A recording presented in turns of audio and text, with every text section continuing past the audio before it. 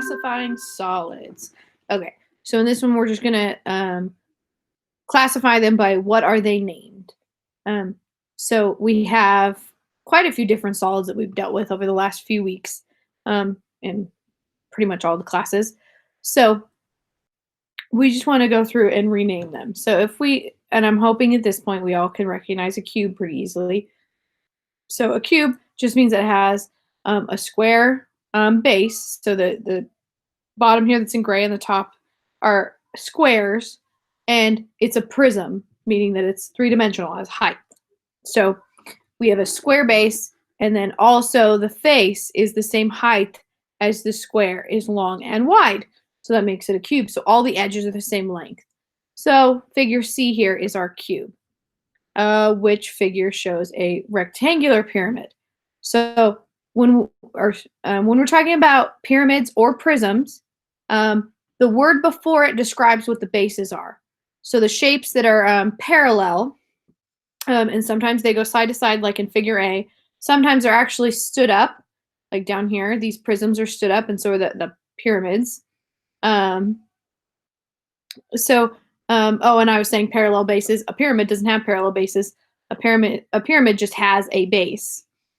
So the prism has the parallel bases. So what we're thinking of is, what is the shape of that base?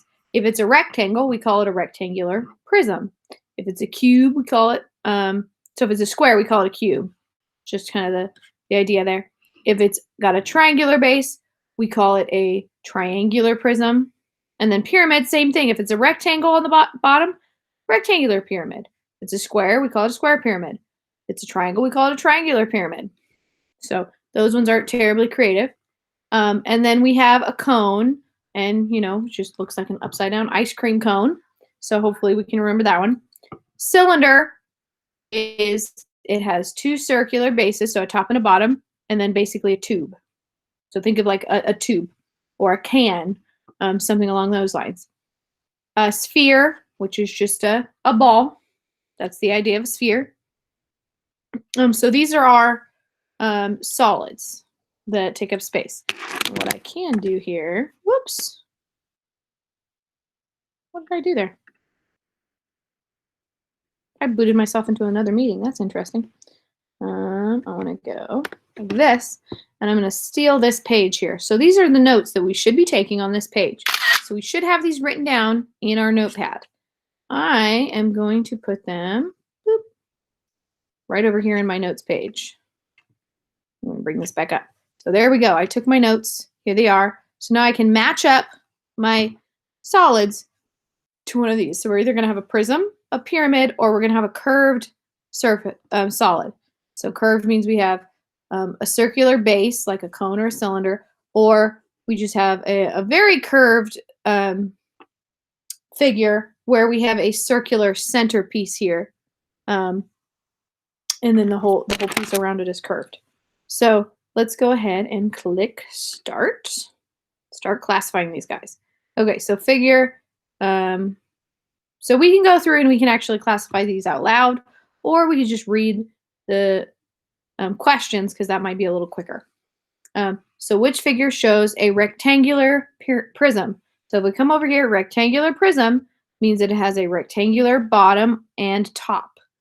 And then a prism means that it's like a box type shape. So it's a triangular prism. It can still be a box, but basically it has a top and a bottom that are parallel, and it has height. All right, so we want figure B. That definitely looks rectangular to me on the bottom and the top, and then it has height. Which figure shows a sphere? So I don't see a sphere at all, because this is what a sphere looks like. So I'm going to click none.